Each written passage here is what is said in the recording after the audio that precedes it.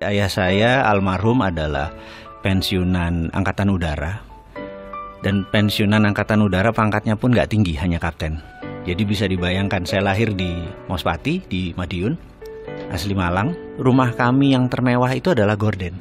Karena kami tidak punya perabotan, jadi gordennya dimahalin supaya dilihat orang bagus. Di dalamnya kursi pun nggak punya gitu ya.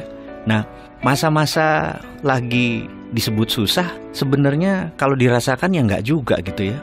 Karena hampir tiap hari ketawa juga tuh gitu ya. Makan apa adanya juga kita seru-seru aja. Jadi sebenarnya kata susah tuh sebenarnya nggak ada gitu ya. Dan jalan seperti biasa. Tapi ada moral lesson atau pelajaran yang saya dapat dari almarhum ayah saya adalah terpaksa nyambi kan. Jadi selesai kerja jam 2 itu nyambi pakai truk tentara itu ke cepungan tembakau.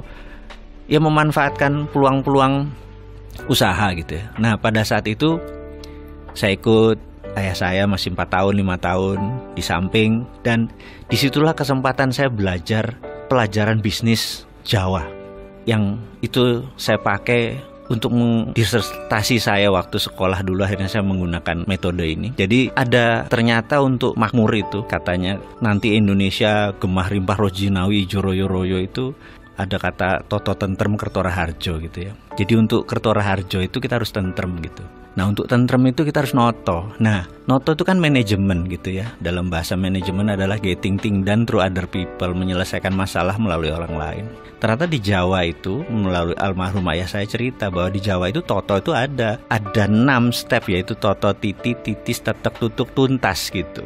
Nah, pelajaran itulah yang selalu saya teringat sampai saat ini di kepala 5 usia saya ini. Manajemen Jawa yang menurut saya luar biasa itulah akhirnya menjadi platform saya berbisnis. Dan dari dulu memang akhirnya saya pegawai itu hanya batu lompatan saja gitu. Nah, singkat cerita, sebagai orang kampung, cita-cita saya adalah sekolah ke Amerika. Dan ini mission impossible. Karena saya pindah ikut orang tua saya ke Palembang, 5 tahun tinggal di sana, kemudian Balikpapan hampir 7 tahun. Bisa dibayangin saya kelas 2 SD, saya menggunting rumahnya Donald Trump itu, White House. Dan selalu saya bilang sama diri saya mau sekolah di sini. Suatu hari kalau zaman dulu kan kita main kelereng tuh, ngambil kelereng dari kantong, kelerengnya jatuh, gambar itu juga jatuh. Teman-teman lihat di Palembang, ngomong begini, apa nih? Aku bilang, aku nak sekolah di sana. Mak mano? Wong dusun gitu. Nggak mungkin. Saya bilang, enggak. Saya mau sekolah di sana itu gitu. Walaupun kita diketawain di garger-garger. Kelas 5 SD pindah Balikpapan sampai SMA. Sama. Ini gila lu katanya gitu dan lain sebagainya. Kelas 2 pindah Jakarta. Setiap hari dari Blok M ke Halim itu selalu lewat Tekdikbud. Suatu hari ada pajangan besar sekolah ke luar negeri. Dan saya berkata, kesempatan. Saya mendaftar. Pengumuman saya ingat banget karena nilai ijazah saya 6, paling tinggi 8 agama. 1 nggak mungkin lah gitu. Tapi saya pede dalam hati bahwa saya sekolah ke luar negeri. Pengumuman keluar, nggak ada nama kita.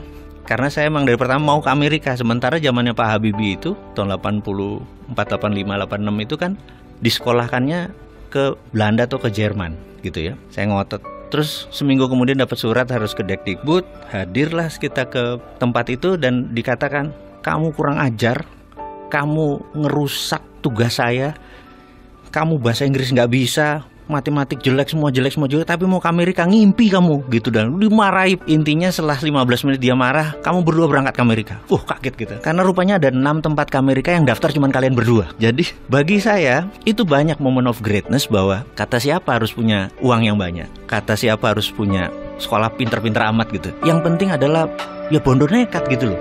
Pede aja dan nggak pernah ngerubah mimpi.